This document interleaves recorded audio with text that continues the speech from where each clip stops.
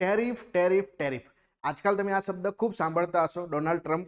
તો અહીંયા તમને એક સરસ મજાનો મોસ્ટ એક્સપેક્ટેડ પ્રશ્ન આપવામાં આવ્યો છે કે ટેરિફ એ દેશની સરકાર દ્વારા માલની આયાત અથવા નિકાસ ઉપર લાદવામાં આવતો કર છે. એન્ટી ડમ્પિંગ ડ્યુટી એ આયાતી માલ પર લાદવામાં આવતો ટેરિફ છે જેની કિંમત વ્યાજબી બજાર મૂલ્યથી ઓછી હોવાનું માનવામાં આવે છે, જેનો હેતુ સ્થાનિક ઉદ્યોગોને અન્યાયી સ્પર્ધાથી બચાવવાનો છે. ઇમ્પોર્ટ કોટા દેશમાંથી ખરીદી શકાય એવા ચોક્કસ માલના જથ્થાને મર્યાદિત કરે છે, જે સ્થાનિક ઉત્પાદકોને બજાર હિસ્સો જાળવી રાખવામાં મદદ કરે છે. બહુ સરસ મજાનો ક્વેશ્ચન છે. જુઓ, ટેરિફનો મતલબ શું થાય કે જ્યારે તમે દેશમાંથી કોઈ સામાન જે છે ઇમ્પોર્ટ કરો છો, એક્સપોર્ટ કરો છો, ત્યારે જે છે એટલે કે લખ્યું ને આયાત અને નિકાસ બંને પણ લગાવવામાં આવે, તો બિલકુલ સાચું છે.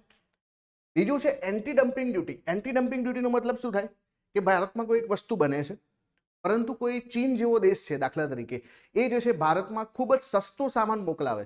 હવે વિચારો કે ભારતમાં બનતી વસ્તુ 10 રૂપિયાની વેચતા હોય બધા, અને ચીન જે છે 1 રૂપિયાનો સામાન જે છે ભારતમાં લાવે, તો ભારતના જે ઉદ્યોગો છે એમને તો નુકસાન થાય ને.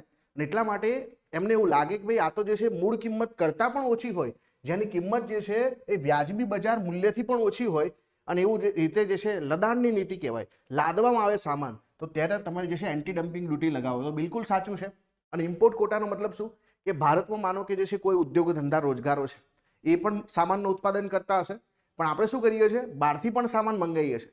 તો સરકાર શું કરે, બહારથી આવતા સામાનને જે છે એક ફિક્સ નક્કી કરી દે કોટા, એનાથી વધારે આપણે જે છે એક્સપોર્ટ ના અને ઇમ્પોર્ટ ના કરી શકીએ, જેથી શું થાય કે દેશનો સામાન પણ વેચાય, દેશના જે ઉદ્યોગો છે એમનો સામાન પણ વેચાય. અને એટલા માટે જે છે એને આપણે ઇમ્પોર્ટ કોટા કહીએ છીએ.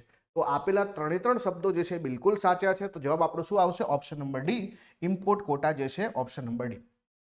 તો ખાસ કરીને એન્ટી ડમ્પિંગ ડ્યુટી, ટેરિફ આ બધું પૂછાતું હોય છે.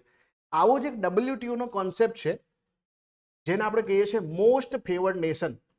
આ મોસ્ટ ફેવર્ડ નેશન જે છે એનું ફૂલ ફોર્મ શું થાય, એટલે મતલબ એનો જે છે અર્થ શું થાય, અને જ્યારે પણ કોઈ આપણા દેશને મોસ્ટ ફેવર્ડ નેશનનો જે છે દરજ્જો આપીએ, તો એ દેશ પર આપણે જે છે કેટલા ટેરિફ લગાવીએ, શું કરીએ છીએ, એના વિશે કોઈ ખ્યાલ હોય તો તમે કમેન્ટ કરી શકો છો.